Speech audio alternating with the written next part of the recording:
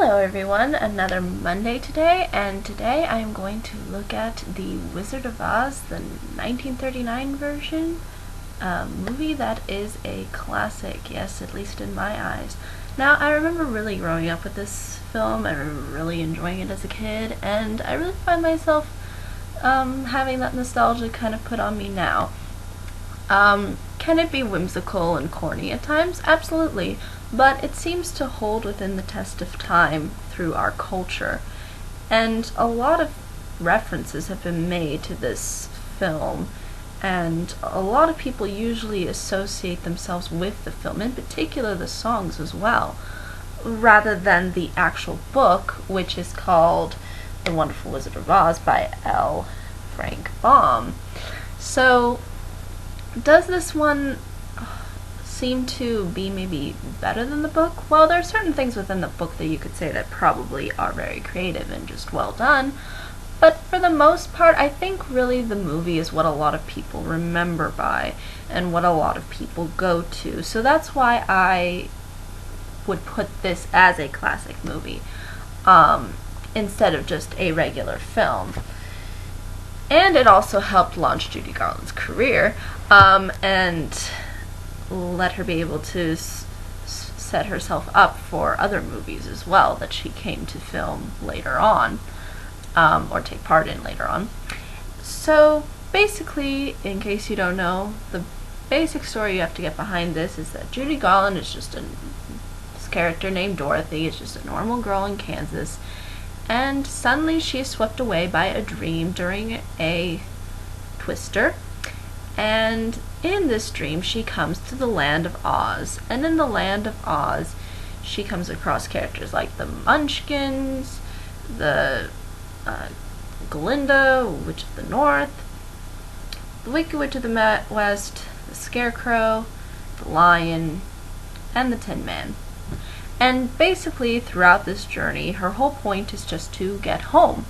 And in doing so, she has to go to a wizard. And you will kind of see how the plot sort of launches itself from there.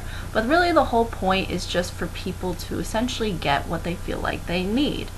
For example, the Tin Man wants a heart, so he goes along with Dorothy on her journey. The Scarecrow wants a brain, and the Lion wants his courage. So they're all there trying to get something worth value to them, while at the same time helping each other out whenever the circumstances require it. And for the most part, I think it tells itself well as a kid's story. Now, a lot of people comment, I think, on this movie for its whimsy. This is a very whimsical film. There's a lot of happy smiles. It's very whimsical. And sometimes people may not find that whimsicalness appealing, and I can understand why. But for the most part, there's also some really dark moments, and I remember those dark moments really affecting me as a kid.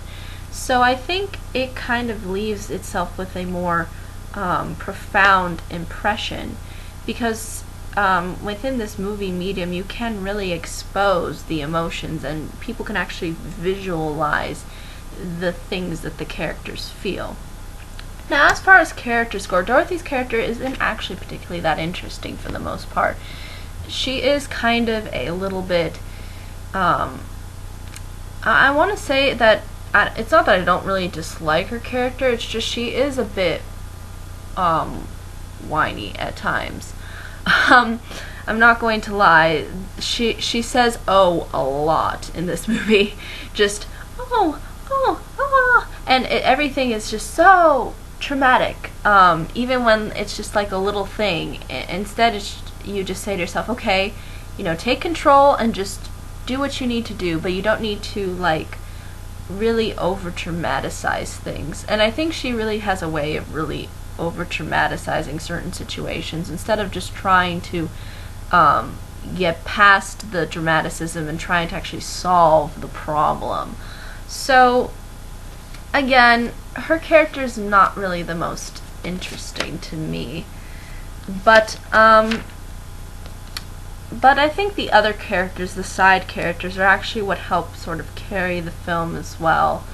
In particular with the Scarecrow, who is played by Ray Bolger, and he also plays somebody that Dorothy knows in real life. And you will see how all these characters that do play characters in Oz are sort of reflective, not all, but basically most of the main characters are reflective of people that Dorothy knows in real life. And I think the film does a good job of really emphasizing that, because Dorothy longs to go somewhere else, and you'll see that really expressed. And when she does, she finally sort of kind of realizes, hey, I had these people with me all along. But sometimes it takes people a journey in order to appreciate what they have at home. And I think that's really why I like this movie. It's a very journey-oriented movie.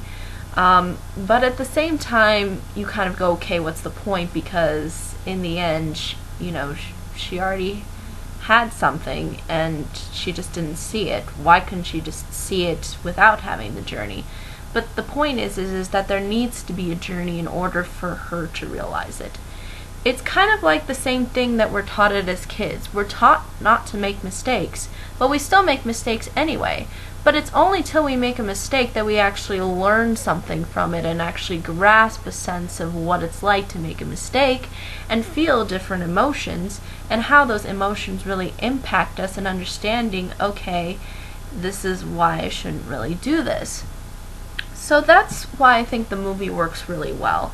It shows kids things in a more childlike level, by bringing things that they may already have, or things that they may already have come to contact with in their life, and realize that what they really have and what they should appreciate is really there. But it sometimes takes something or some kind of reasoning in order for that person to realize that what they have is there. So again, it's kind of like one of those stories. If you can kind of get behind that, then, and that message, you'll probably really find yourself enjoying this film, because a lot of it has to do with the message and how kind of the characters move that message sort of along.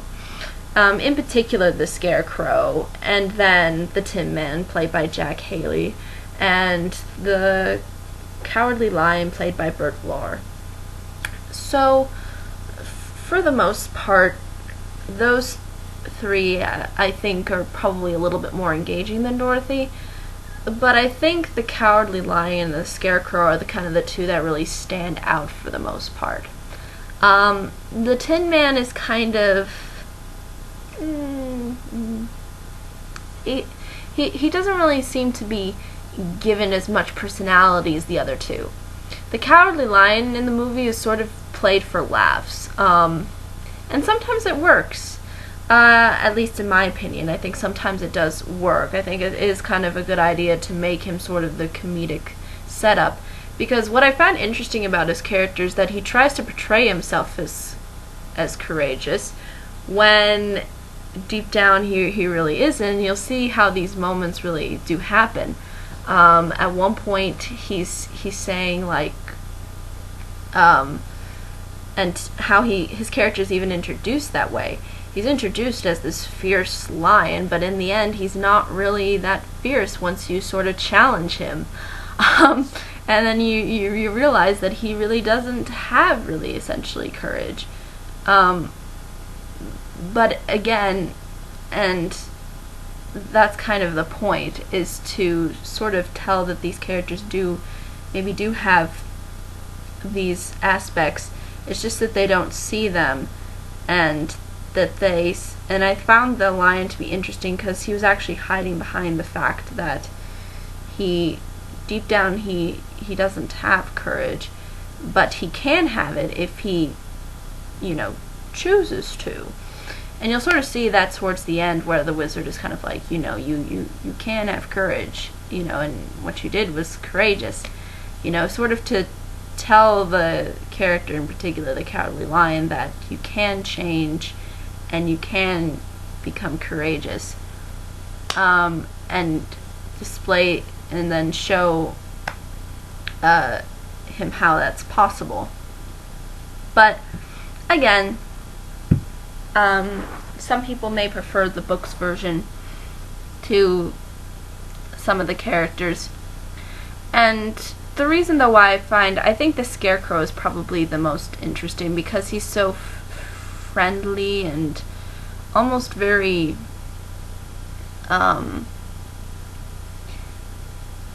it's hard to really describe him, but he's just more out there and is very logical. And he does seem like he has a brain. It's not like with the Cowardly Lion where he's sort of hiding behind this sort of facade in the beginning. He literally comes out and says like, "Hey, I don't have a brain."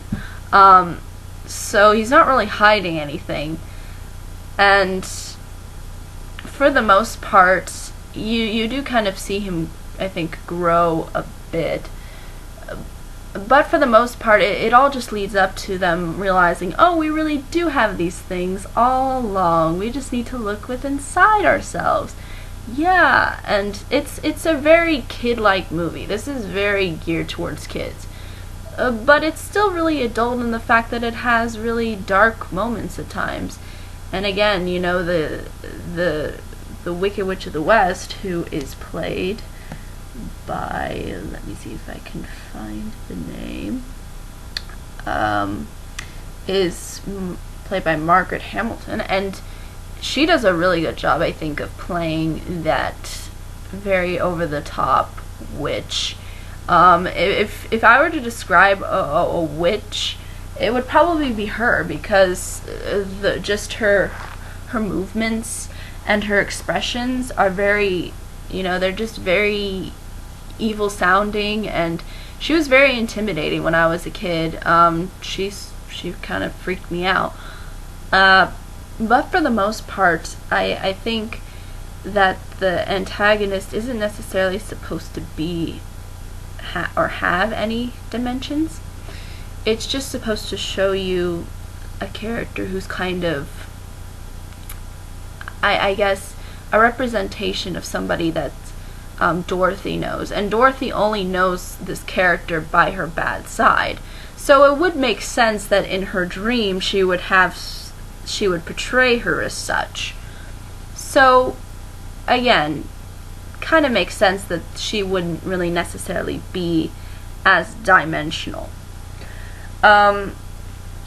So I think really all what it comes down to, and why this one is so much, there's so much emphasis on this film as opposed maybe to the book, is because it kind of just does things sort of differently than the book.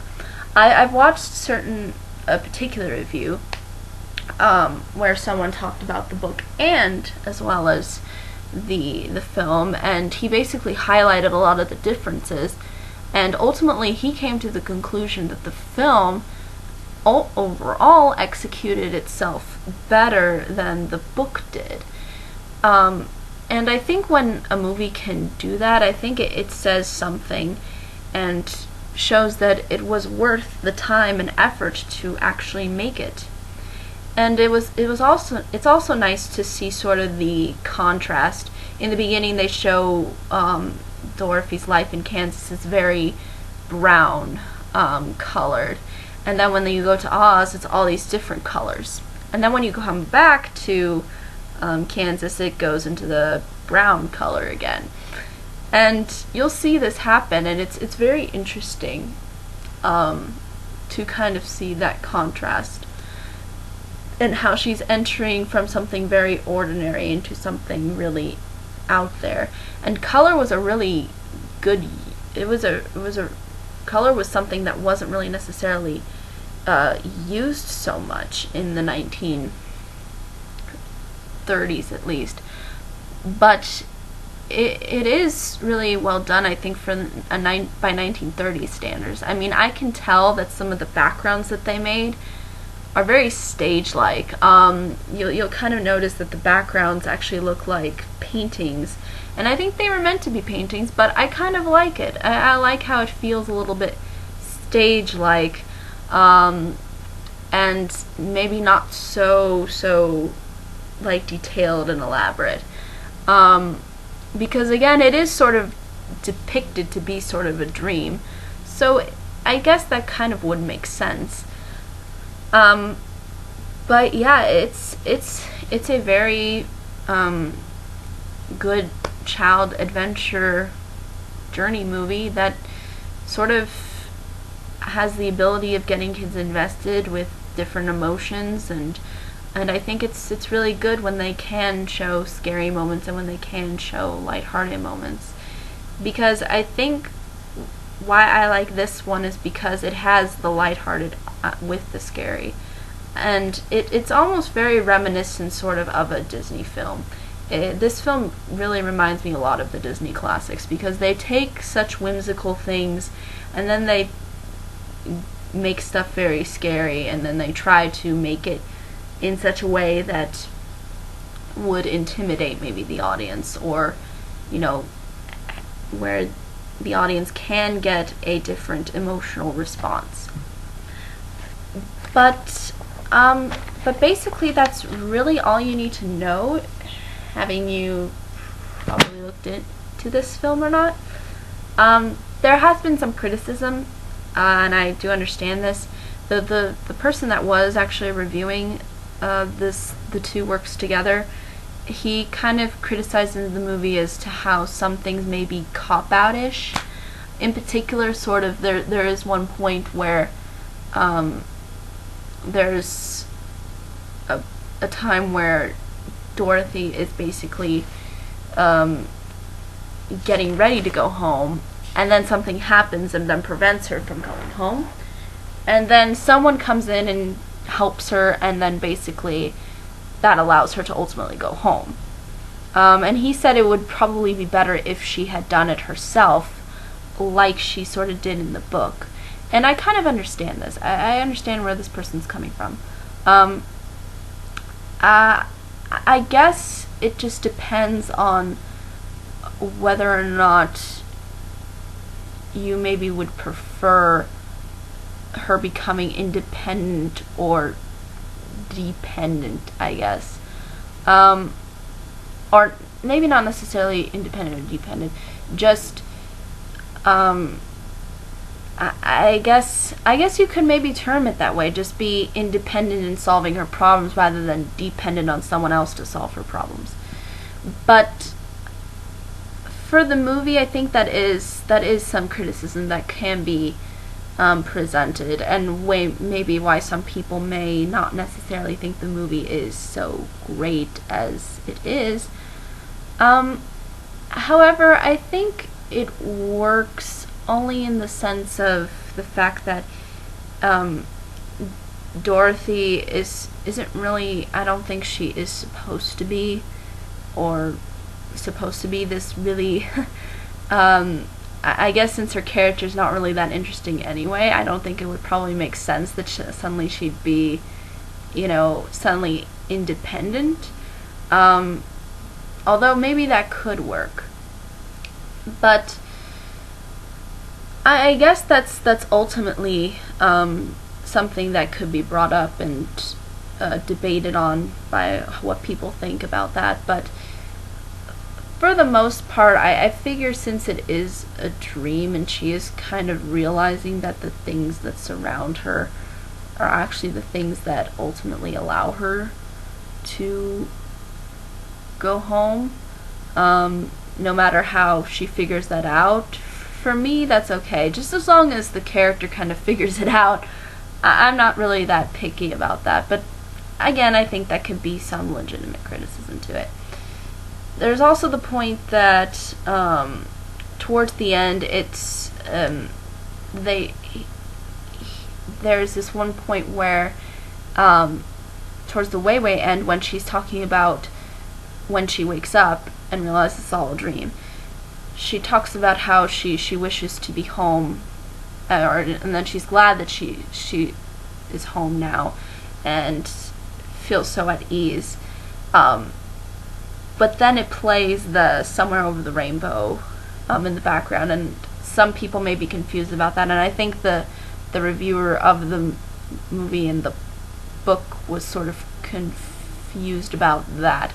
But my response to that would be, I think it's just trying to hint at sort of a contrast by saying, okay, yes, she is home, but in order to get there, she had to dream and go out and do all these things and be in the land of Oz and go on this journey. And it's kind of like having an epiphany. You can't really have that epiphany unless you experience something. So it's sort of like, I think, trying to show the audience that the only way she was able to come back home was through her adventure and through her journey.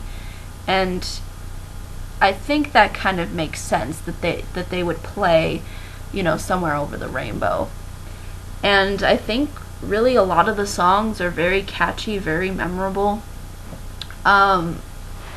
They can be a little bit cheesy. Not gonna lie, they're very kiddish, but I think they're a good kiddish in the sense that they also try to give the film some dark tones to it and some dark aspects that can frighten kids, and I think that's really good. And I think that's it's very almost very reminiscent to like a kid's Disney classic kind of film, and how it portrays things, I think. But I think for the most part, that's really all I can say about this this classic movie. And if you've never seen this movie, if you happen to be very, very young, or, well, I mean, I wasn't even born until when this movie came out in like 1939, but I grew up with it because my parents had it, and it was just one of those things that we spread around to all the other generations to watch. Does it have flaws? Absolutely, any film does. But it sort of has been able to stand the test of time through our culture. And, excuse me. And if you find any of that sort of history appealing, you'll probably find this film very interesting because, again, if you like these films that kind of are incorporated into things that we already know, then yeah, it's probably kind of good to go to that source of all of those references and things like that. But